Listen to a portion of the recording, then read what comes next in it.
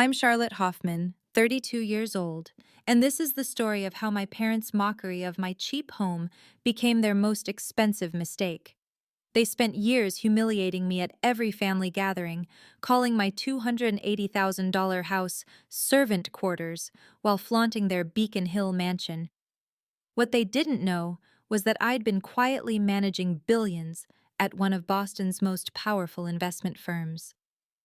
When they publicly mocked me in front of 200 elite guests at their anniversary party, they had no idea I'd purchased their mortgage 6 months earlier. The look on my mother's face when my lawyer walked in with the deed? Priceless. Before we dive in, please take a moment to like and subscribe, but only if you genuinely enjoy this kind of story. Where are you watching from? Drop your city and local time below. Let me take you back to where this all began. Growing up in the Hoffman household meant understanding one fundamental rule: appearance was everything. My parents, Richard and Margaret, had built their entire identity around their Beacon Hill mansion, a sprawling 8,000 square foot testament to old Boston money that they didn't actually have anymore. My father, at 62, still introduced himself as Richard Hoffman, former CEO of Hoffman Real Estate Development, conveniently omitting the word former, had been accurate for nearly a decade. The company had collapsed in 2014, but you'd never know it from the way he carried himself at the country club. My mother, Margaret, 58, was worse. A self-proclaimed socialite, she spent her days orchestrating elaborate lunches with women who secretly pitied her desperate attempts to maintain relevance. Her favorite topic? Comparing her two daughters. Victoria just closed on her third investment property, she'd announced to anyone within earshot, her voice dripping with pride. Victoria, my older sister at 35, had inherited our parents' obsession with appearances. As a real estate agent, she specialized in selling people houses they couldn't afford, probably because she'd learned from the best. Then there was me, the disappointment. The daughter who chose a starter home in Brookline instead of a Back Bay brownstone, the one who drove a Toyota Camry instead of a Mercedes, the one who shopped at Target instead of Neiman Marcus. What they didn't know was that while Victoria flaunted her 3 rental properties worth a combined $1.2 million, I quietly managed a $2.8 billion portfolio as CFO of Meridian Capital Partners. I'd learned early that in my family, success that couldn't be photographed for Instagram didn't exist. But I was about to change that narrative. Permanently. The systematic humiliation had become so predictable, I could set my watch by it. Thanksgiving 2023 was particularly memorable. As I helped set the table in my childhood home, my mother surveyed my outfit, a simple black dress from Ann Taylor, and sighed dramatically. "Charlotte, dear, Victoria's friend Sarah is coming. She's a fashion blogger. Maybe she could give you some tips?" She paused, then added with surgical precision, "I know your little house doesn't have much closet space. That must be why you dress so practically." The email chains were worse. I'd discovered them accidentally when my mother had asked me to fix her computer. The subject line read, "Charlotte's Little Problem." 15 messages between my parents and Victoria, discussing everything from my renter's mentality to theories about why I was self-sabotaging my potential. Victoria's contribution was particularly charming. "Maybe we should stage an intervention? She's clearly depressed, living in that 400 square foot box." Christmas brought its own special brand of cruelty. My father, 3 bourbons deep, decided to give an impromptu speech about success. "Real wealth," he proclaimed, gesturing around the mansion's grand living room, "is measured in real estate. Some people," his eyes found mine, "never learn that lesson." The irony was suffocating, because 3 months earlier, while doing a routine public records search for my firm, I'd stumbled across something interesting. The Hoffman family mansion, their crown jewel, carried a $3.2 million mortgage with Bank of New England. More interesting? They were 3 months behind on payments. My parents, who spent every family gathering lecturing me about financial responsibility while mocking my modest lifestyle, were drowning in debt they could never repay. and they had no idea their disappointing daughter was about to become their landlord. While my family dissected my failures over champagne and caviar they couldn't afford, I was living a completely different life Monday through Friday. As CFO of Meridian Capital Partners, I oversaw investment strategies that moved markets. My signature on a document could greenlight $100 million acquisitions. My mentor, David Chen, had recruited me personally 5 years ago. "Charlotte," he'd said during my final interview, "you understand something most people don't. Real power never announces itself." That philosophy had served me well. My base salary of $485,000, plus annual bonuses that often doubled that, stayed quietly deposited in accounts my family knew nothing about. I chose my modest Brookline home deliberately. The 1,400 square foot Craftsman, which I'd paid cash for, represented everything I valued: financial freedom, authenticity, and the delicious secret that I could buy my parents' mansion 3 times over without blinking. My discovery about their mortgage hadn't been accidental. Not entirely. Meridian specialized in distressed debt acquisition, and I'd been analyzing Bank of New England's portfolio when familiar addresses started appearing. There it was, 42 Beacon Hill Place, mortgage origination date 2019, current balance $3.2 million, payment status 90 days delinquent. I pulled the full history. 3 refinances in 5 years, each time extracting more equity, presumably to maintain their lifestyle. The latest appraisal showed the property worth $4.5 million, but with their payment history, no bank would touch another refinance. "Interesting finding?" David had asked, noticing me staring at my screen during our morning meeting. "Potentially," I'd replied, already formulating a plan. "There's a distressed property in Beacon Hill. The numbers are compelling." What I didn't mention was that I'd grown up in that property, or that its current owners had spent decades making me feel worthless. True wealth, I'd learned, whispers. But sometimes it needs to roar. The gold-embossed invitation arrived on a Tuesday in February, as pretentious as everything else my parents did. "Richard and Margaret Hoffman cordially invite you to celebrate 40 years of marriage," it read, followed by details that made my stomach turn. "March 15th, 2024, 6 o'clock p.m., at the family estate. Cocktail attire required." The RSVP card included a handwritten note from my mother. "Charlotte, do try to wear something appropriate. The Worthingtons will be there, and their daughter just made partner at Sullivan and Cromwell. Perhaps you two can chat about career advancement." 200 of Boston's elite would attend. Judges, bank presidents, city councilors. My parents had invited everyone who mattered in their desperate attempt to maintain relevance. The Boston Globe Society reporter had already confirmed attendance. My phone rang that evening. Mother.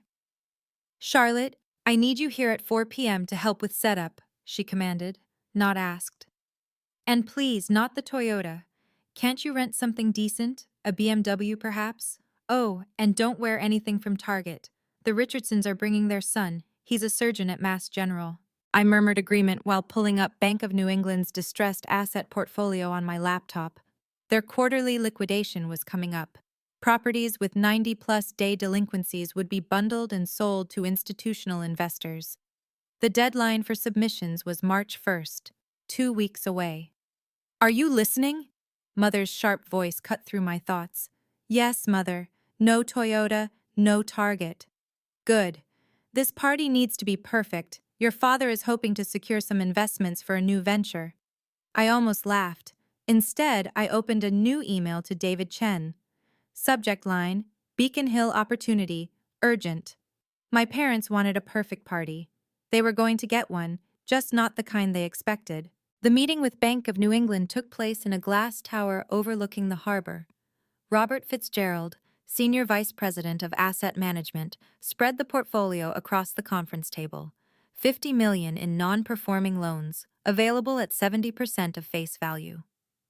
"The Beacon Hill property is particularly interesting," he noted, unaware of my connection.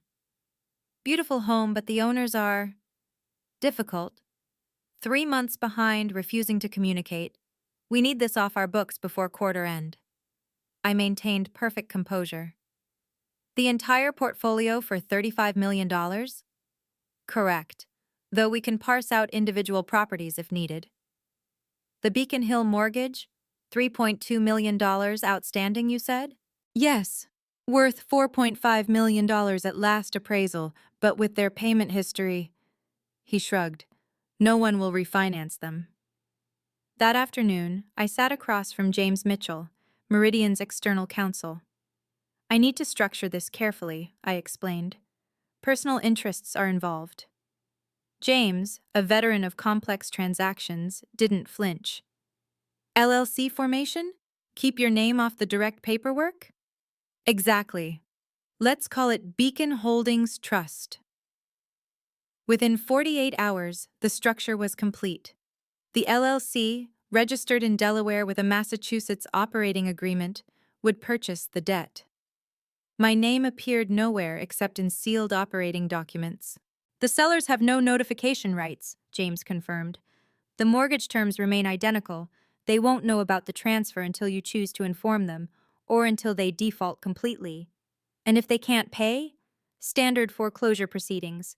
Though with commercial paper like this, you could demand full payment with 72 hours notice after default. I signed the purchase agreement on September 15, 2023. $2.24 million for a $3.2 million note secured by my childhood home. My parents had 6 months before I'd reveal the truth. 6 months to continue mocking their disappointing daughter. If you've ever been underestimated by your own family, type respect in the comments below. I read every single one, and your stories inspire me. We're about to hit the turning point of this story, the moment when years of humiliation transform into something else entirely. Make sure you're subscribed with notifications on, because what happens at this anniversary party will change everything. And if you're enjoying this, that like button really helps other people find these stories of justice and boundaries. Now, let's get back to the moment I decided to pull the trigger on this plan. September 15th, 2023. I sat in the Suffolk County Courthouse, watching the notary's stamp hit the paper with a satisfying thud. The pen in my hand, a Mont Blanc my father had given me for college graduation with the inscription "For Small Achievements," felt poetically appropriate. "Congratulations, Ms. Hoffman," James said quietly. "You now own your parents' mortgage." The irony was razor sharp. This same pen had signed my termination letter from my father's company 10 years ago when he'd decided Victoria was better suited for the family business. Now it signed the document that made me their creditor. "When do they find out?" James asked. "March 15th, their anniversary party." His eyebrows rose slightly. "That's 6 months of them not knowing. 6 months of them continuing to treat me like I'm worthless while they live in my collateral." I tucked the documents into my briefcase. "I want them to have an audience when they learn the truth." The legal review with Suffolk County Court was thorough. Every document was recorded, stamped, and verified. The transfer was bulletproof. No loopholes, no escape clauses. My parents had agreed to these terms when they'd desperately refinanced for the third time. That evening, I stood in my modest kitchen, looking at the papers spread across my butcher block counter. Bank of New England's letterhead, the LLC formation documents, the notarized transfer deed. $3 million in debt, now mine to call. My phone buzzed. A text from Victoria. "Family dinner Sunday. Mom wants to discuss your situation again. Maybe we can help you find a better job." I smiled, texting back, "I'll be there." 6 months. I could endure 6 more months of their condescension, because when the truth came out, it would be in front of everyone they'd tried to impress. March 10th, 2024, 5 days before the party. My mother called with a list of demands that would have been insulting if they weren't so predictable. "Charlotte, I need you to coordinate with the caterers. Victoria's too busy with her clients." Translation: The important daughter had better things to do. "And please arrive early to arrange the flowers. You know how particular I am about presentations." What she didn't know was that I'd spent the week coordinating with James Mitchell. The documents were ready: original mortgage papers, the transfer deed, the notarized authentication from Suffolk County Court. Everything would be hand-delivered at exactly the right moment. James will arrive at 7:30, I confirmed during our final meeting, after the toasts begin. And you're certain you want to do this publicly? They've humiliated me publicly for years. They deserve an audience for their reckoning. The reconnaissance I'd done was thorough. The guest list included 3 Superior Court judges, 2 bank presidents, and 5 members of the country club board, where my parents desperately clung to membership.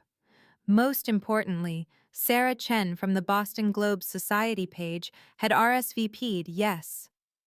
Victoria called that evening, her voice syrupy sweet.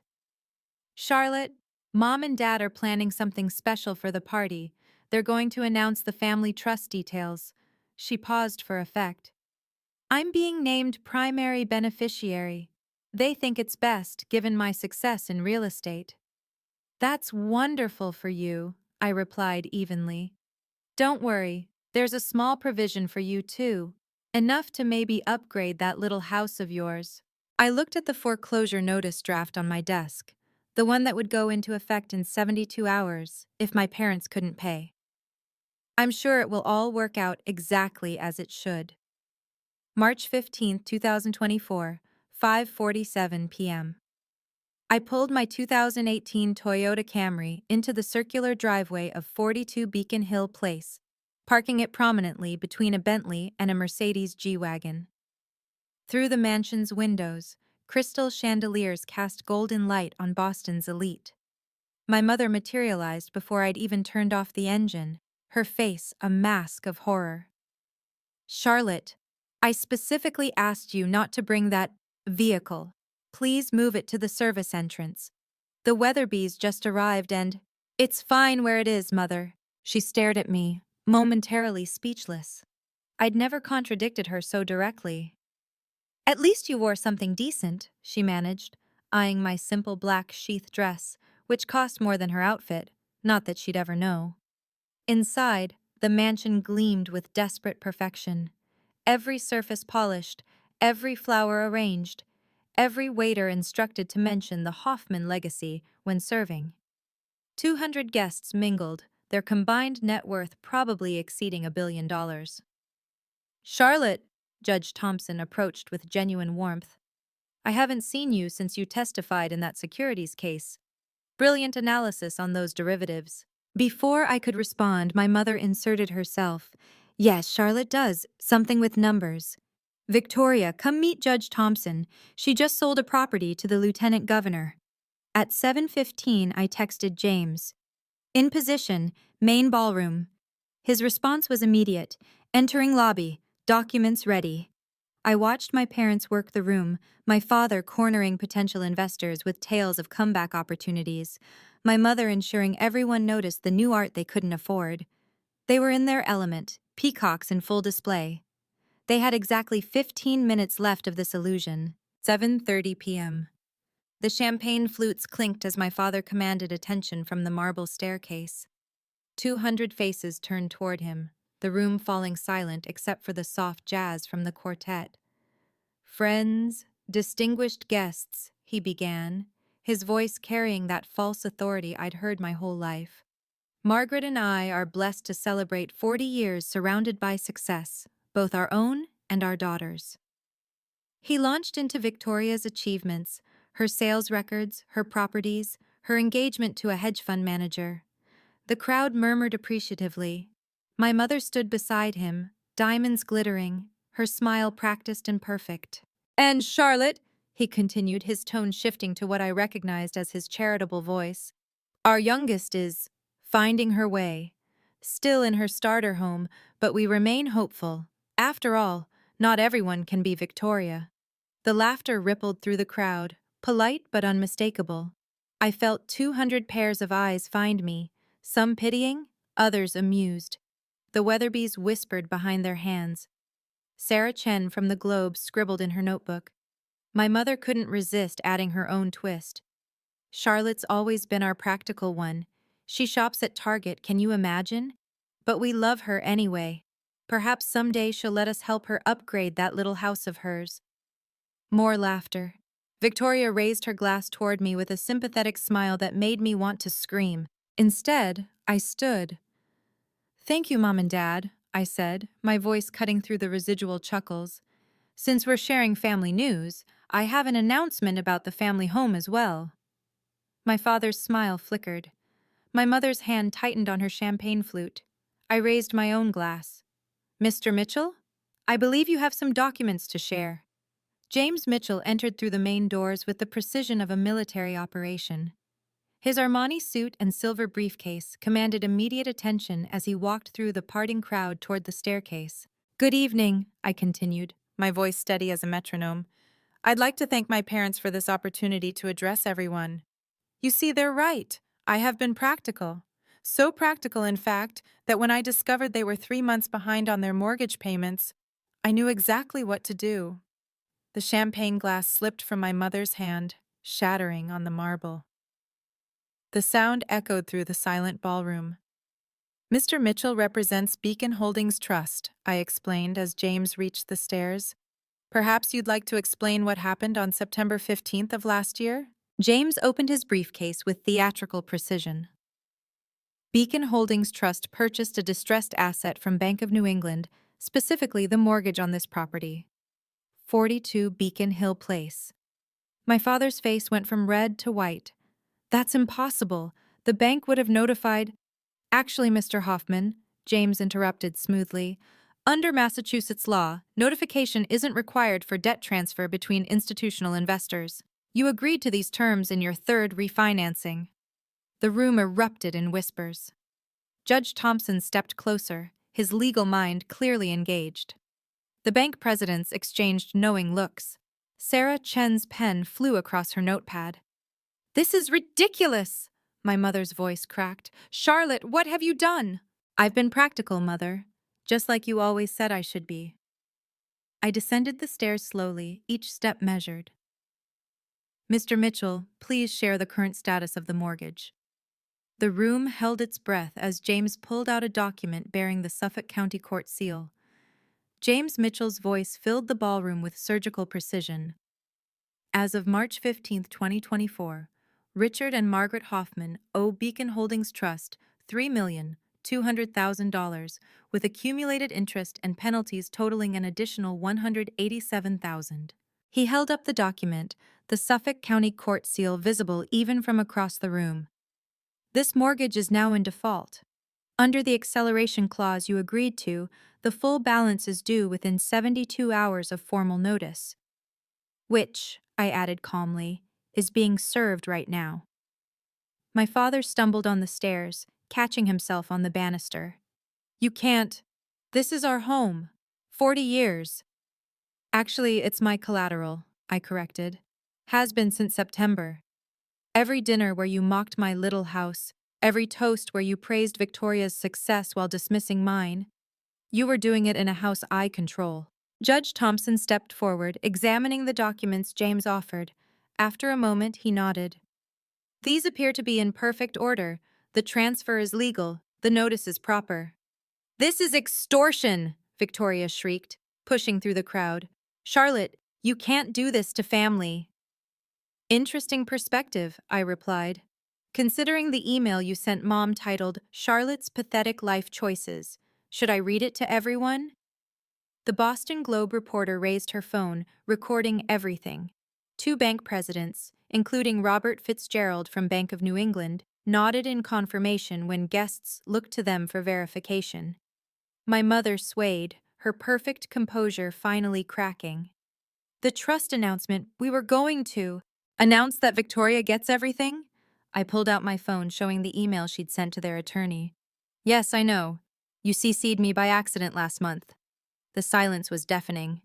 Can you imagine the look on their faces?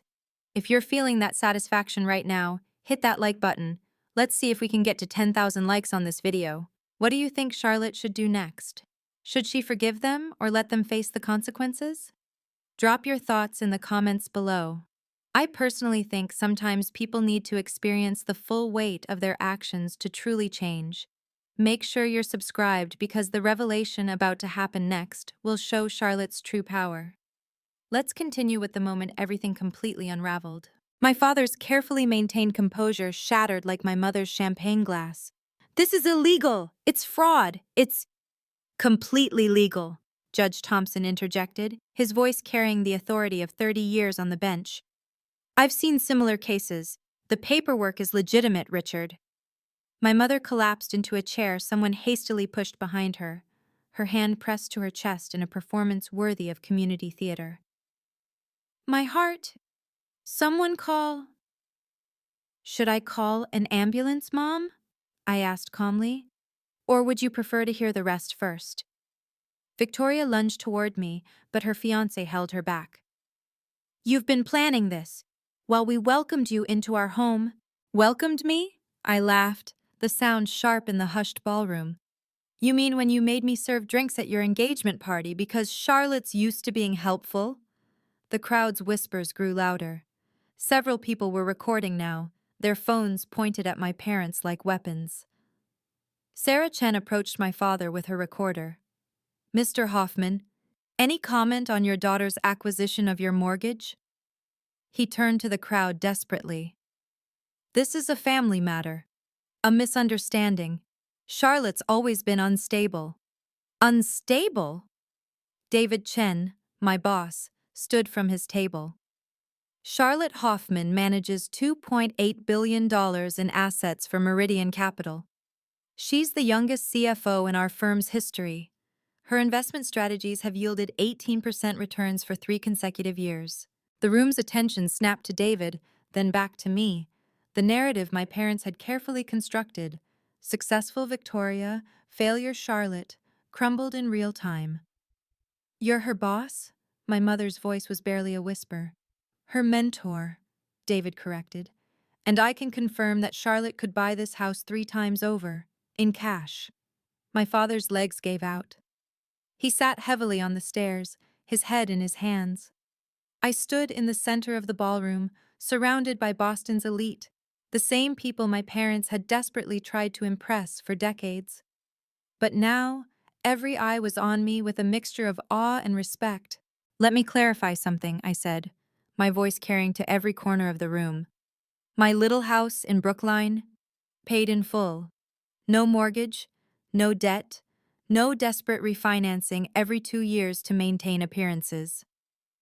I pulled up my phone, projecting an image onto the wall, a screenshot of my parents' payment history. 3 refinances in 5 years, each time extracting equity to fund what? This party? The country club membership you can't afford? The art you lease? Charlotte, please. My father's voice broke. The same courtesy you showed me? I turned to address the crowd. For 10 years, they've introduced me as their work in progress while hiding their own bankruptcy. Yes, bankruptcy. Would you like to see the filing they prepared but never submitted? Robert Fitzgerald from Bank of New England stood up. Ms. Hoffman's acquisition of this debt was entirely above board. In fact, her firm is one of our most valued institutional partners. 2 more bank presidents nodded in agreement. The social hierarchy in the room shifted like tectonic plates. My parents, who'd entered the evening as hosts, were now exposed as debtors, and I, the disappointment, stood revealed as their creditor. But I wasn't done yet, I announced, watching my mother's face pale further. Mr. Mitchell, please share what else Beacon Holdings Trust acquired in that portfolio. James smiled slightly. The mortgage on Victoria's 3 investment properties. All of them. Victoria's scream pierced the air as she fainted, her fiancé barely catching her before she hit the floor. Since we're being transparent, I continued, pulling up my laptop, let me share some numbers. My net worth, $8.2 million. My annual income, $485,000 base, with bonuses that doubled that last year. My investment portfolio, diversified across 30 holdings, all profitable. The projection on the wall changed to show donation receipts. Last year alone, I donated $500,000 to Boston Children's Hospital, the Pine Street Inn, and scholarship funds for first-generation college students. All anonymously, Because real wealth doesn't need applause. My mother stood shakily. Why didn't you tell us? Tell you? I laughed bitterly. Like when I tried to tell you about my promotion, but you were too busy showing Victoria's engagement ring to everyone. Or when I offered to help with your finances, and Dad said I should focus on finding a husband with real money. I clicked to the next slide, their bankruptcy filing draft, dated 6 months ago. You were 90 days from losing everything. The only reason you still have this house is because I bought your debt. But you let us humiliate you, my father said, his voice hollow. I let you reveal yourselves, I corrected. Every insult, every mockery, every condescending comment, you made those choices. I just made sure you had an audience for the consequences. The crowd was mesmerized. Sarah Chen's article was practically writing itself. Judge Thompson shook his head slowly, whether in disapproval or amazement, I couldn't tell. Here's what you never understood, I said, looking directly at my parents. I chose my modest home to see who would value me for me, not my money. You failed that test every single day for 10 years. Victoria, recovered from her faint, whispered, What do you want? Simple. What I've always wanted. Respect. James Mitchell stepped forward with a new set of documents. Ms. Hoffman has authorized me to present 3 options. The room fell silent again, 200 of Boston's most powerful people hanging on every word. Option 1, James read, pay the full balance of $387,000 within 72 hours. Option 2, enter into a rental agreement at $15,000 per month, with quarterly financial disclosures and property inspections. Option 3, vacate within 30 days, allowing Beacon Holdings Trust to sell the property. All options, I added, require a written public apology to be published in the Boston Globe, acknowledging your treatment of me and my actual professional standing. This is blackmail, Victoria shrieked. No, Judge Thompson corrected. It's business. Rather generous terms, actually. My mother approached me, her voice dropping to a whisper. Charlotte, please. We're your parents. Yes, I agreed. The same parents who told everyone at last year's Christmas party that I was probably too plain to marry well, so I should at least try to earn decently. The same parents who asked Victoria to set me up with her divorced clients because beggars can't be choosers. Several guests gasped. The Weatherbys, who'd laughed the loudest at my parents' jokes about me, now looked deeply uncomfortable. $15,000 a month is below market for this property, Robert Fitzgerald noted. That's surprisingly fair. I'm not trying to destroy them, I clarified, addressing the room. I'm establishing boundaries, something I should have done years ago.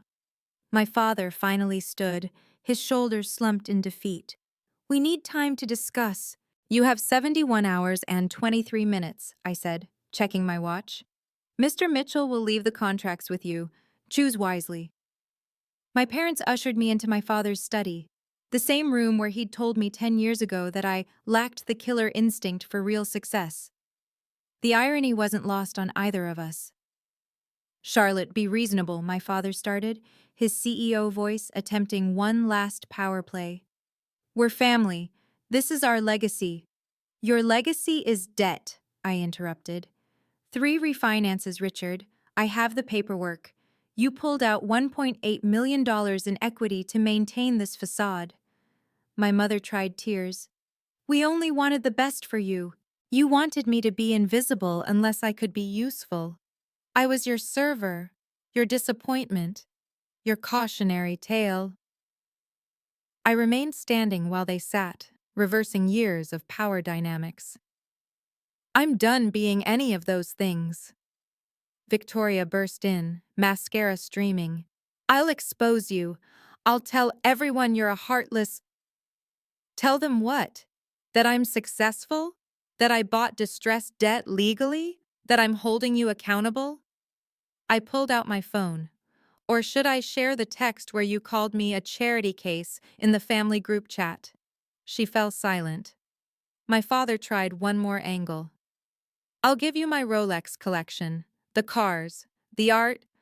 All leased or collateral for other debts, I said calmly. I've seen your financials, remember? Then what do you want? My mother sobbed. I told you. Respect. Accountability. The same standards you demanded from me but never from yourselves. I headed for the door. You have 71 hours. James will handle any questions. As I reached the threshold, my father called out desperately, You're really going to do this to us? I turned back one final time. I'm not doing anything to you. I'm simply collecting on a debt. Something you taught me was just business. By 9 a.m. on March 16th, Sarah Chen's article had gone viral. The headline read, Beacon Hill Reversal.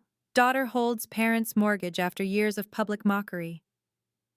The Boston Globe website crashed twice from traffic. My phone had 47 missed calls and 182 text messages.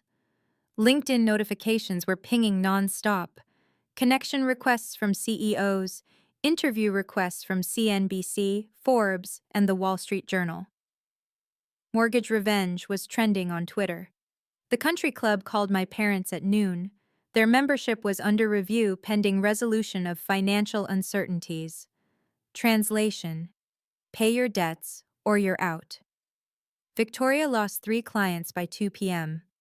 Her phone rang constantly, not with congratulations, but cancellations. Your family situation makes us uncomfortable, one message read. The same social currency my parents had worshipped was now destroying them.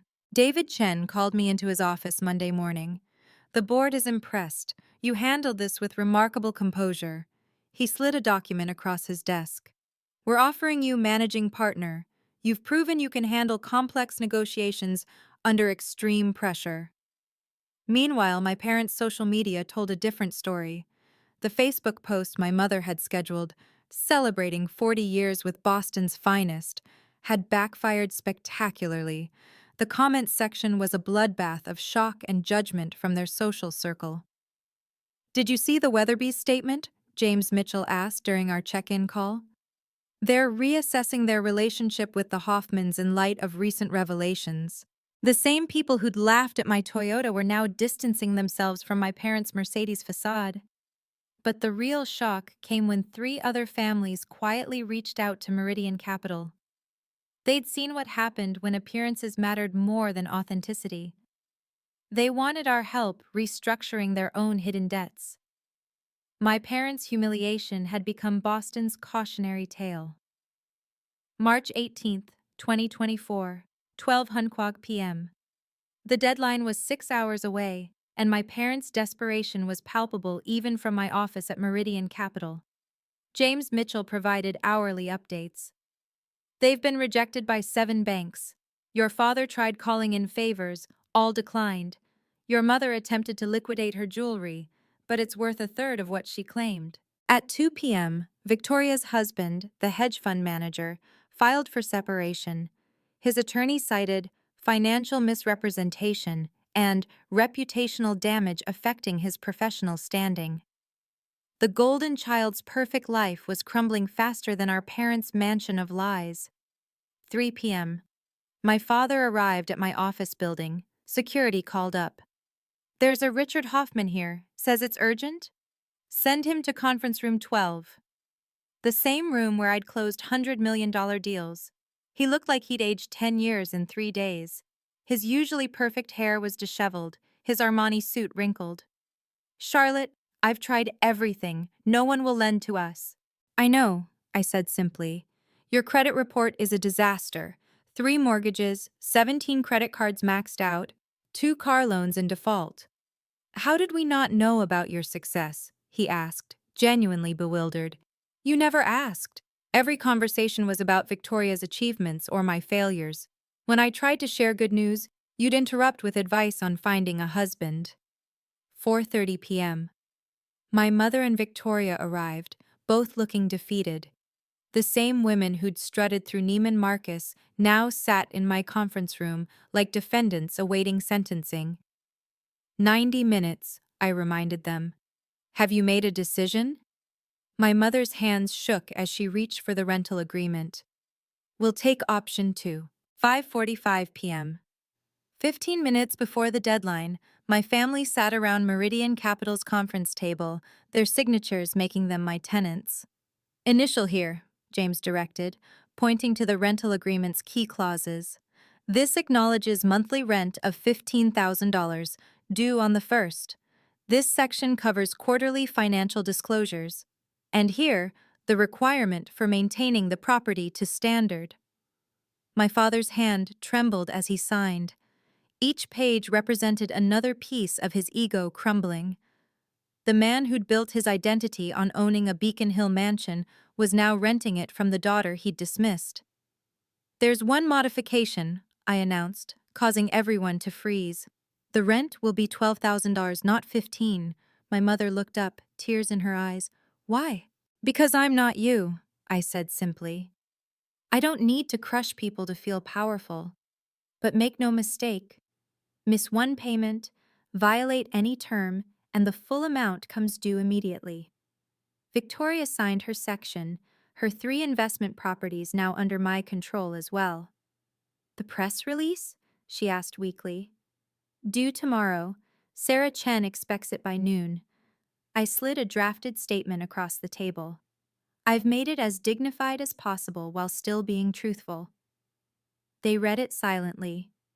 It acknowledged their financial irresponsibility, their treatment of me, and my professional accomplishments. It was humiliating but not cruel, another distinction between us. 6 months, I added, surprising them. "You have a 6-month grace period to adjust. Use it wisely." As they prepared to leave, my father turned back. "The house, will you ever—" "Focus on making your payments, Richard. We'll revisit ownership when you've proven you can handle the responsibility." They left as my tenants, their Beacon Hill mansion now just an expensive rental with their daughter as landlord. March 25th, 2024. The Marriott Long Wharf's press room was packed with media. My parents sat at a table with 2 microphones, looking smaller than I'd ever seen them. I watched from my office, the live stream pulled up on my computer. My father cleared his throat and began reading the prepared statement. "We are here to address recent events regarding our family and to correct years of misrepresentation." The words came haltingly. "We acknowledge our financial irresponsibility in over-leveraging our assets while maintaining an unsustainable lifestyle. More importantly, we apologize to our daughter, Charlotte Hoffman, whom we consistently undervalued and publicly diminished despite her remarkable professional achievements." My mother took over, her voice barely audible. "Charlotte is the CFO of Meridian Capital Partners, managing billions in assets with exceptional skill. While we boasted about material possessions we couldn't afford, she built real wealth through intelligence and hard work. We were wrong to mock her choices. Her modest lifestyle reflects wisdom we clearly lacked." "Questions?" Sarah Chen stood immediately. "Is it true Charlotte now owns your mortgage?" "Yes," my father admitted. "She purchased it legally after we defaulted. She's given us generous terms to remain as tenants." "Why did you treat her so poorly?" My mother's composure finally cracked. "We were fools. We valued appearances over authenticity, status over substance. Charlotte represented everything we were afraid to admit about ourselves, that our success was an illusion." The questions continued for 20 minutes. Each answer further dismantled the image they'd spent decades building. But there was something else in their voices, a hint of genuine remorse. David Chen, watching with me, observed, "They're finally telling the truth, maybe for the first time in their lives." "Maybe," I agreed, "but trust will take much longer than truth." April 1, 2024. We met at Legal Seafoods, neutral territory, public enough to enforce civility. I'd prepared a document outlining our new family dynamics. "Going forward," I began, "these are non-negotiable boundaries. First, no comparisons between Victoria and me. We're different people with different paths. Second, no comments about my lifestyle choices. My home, my car, my shopping habits are off limits." Victoria nodded quickly. The past 2 weeks had humbled her significantly. Her husband's divorce filing and client exodus had taught her what real failure felt like. Third, I continued, we meet monthly for dinner, but only in public restaurants. No more family gatherings at the house where you can control the narrative. Fourth, any financial advice or assistance goes through James Mitchell. No more surprise requests or manipulative guilt trips. That seems cold, my mother ventured. It's professional. The same standard you held me to when you told everyone I'd never amount to anything. I pulled out my calendar. Fifth, respect is mandatory. One snide comment, one public mockery, one attempt to undermine me, and all contact ceases for 6 months. Charlotte, my father started, then caught himself.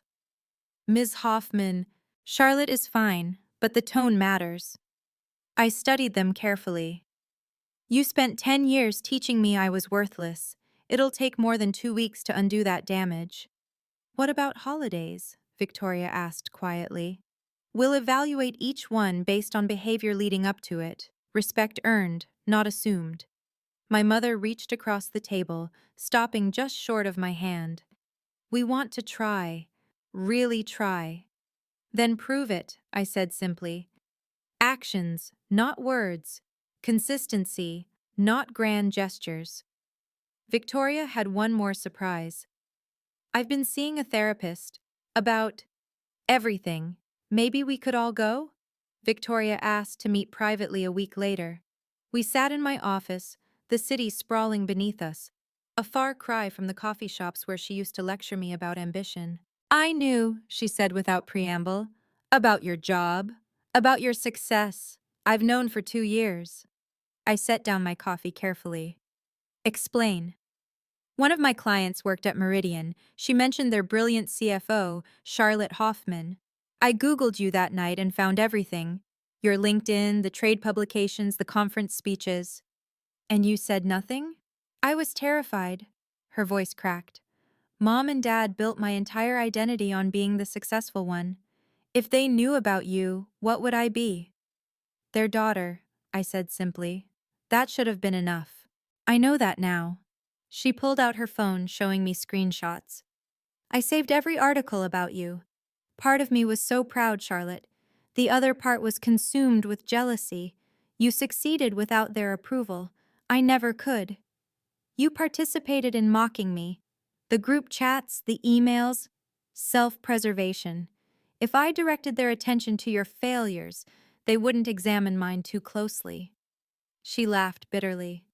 3 properties they bragged about, all underwater. My husband, ex-husband, was keeping us afloat. Why tell me now? Because I'm tired of the lies. You ripped off the mask and honestly, it's a relief. She met my eyes directly. I want to learn from you. Not about money, about integrity, about being enough without their validation. I studied my sister, seeing her clearly for perhaps the first time. Therapy first, then we'll talk. She nodded, standing to leave. At the door, she paused.